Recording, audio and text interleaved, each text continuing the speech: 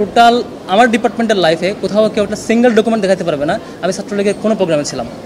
শুধু দুটি ছবি না, আরও অনেকগুলো ছবি আসবে, আমি বলে রাখি। আরও অনেকগুলো মন্ত্রীর সাথে অনেকগুলো ছবি আপনারা দেখতে পাবেন, যে আমি বসা, পাশে দুজন ছাত্রলীগের নেতা বসা, একটা ইফতার প্রোগ্রাম। আর একটা ছবি দেখবেন আমি সৈকতকে ফুল দিচ্ছি। সিঙ্গেল ছবির ব্যাখ্যা পাবেন গ্রুপ ছবির অ্যানালাইসিস করে। দেখেন, আমি বেশ কয়েকবার ক্লিয়ার করেছি, আবারও ক্লিয়ার করছি।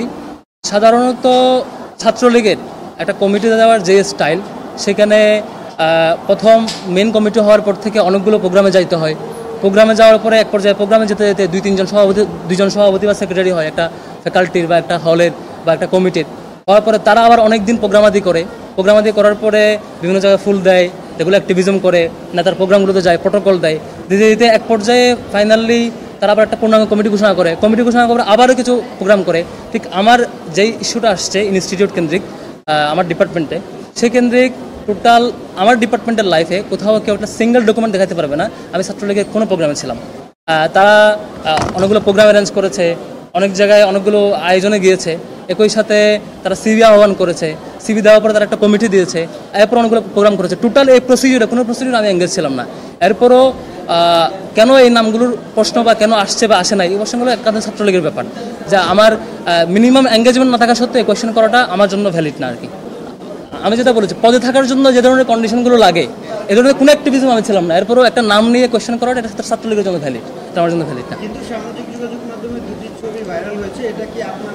জি, ছবি নিয়ে একটু আলাপ করি। শুধু দুটি ছবি না, আরও অনেকগুলো ছবি আসবে, আমি বলে রাখি। আরও অনেকগুলো মন্ত্রীর সাথে অনেকগুলো ছবি আপনারা দেখতে পাবেন। কেন?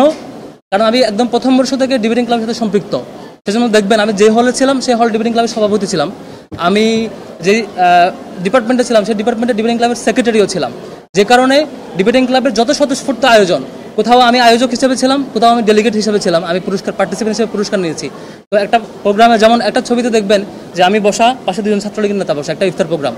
আমি নিজেই সেই জসীমউদ্দিন হল ডিবেটিং ক্লাবের সভাপতি ছিলাম, আমি এটার হোস্ট ছিলাম। আর আমার হল ডিবেটিং ক্লাবের সাবেক একজন সভাপতি রাকিব সিরাজি, সেই ছাত্রলীগের নেতা ছিলেন, তিনি দাওয়াত পেয়েছেন ক্লাবের সাবেক হিসাবে। আবার তানভীর হাসান সৈকত, তিনি দাওয়াত পেয়েছেন, সে হচ্ছে আমার হলেই থাকতেন এবং ছাত্রলীগে তখন পোস্টেড।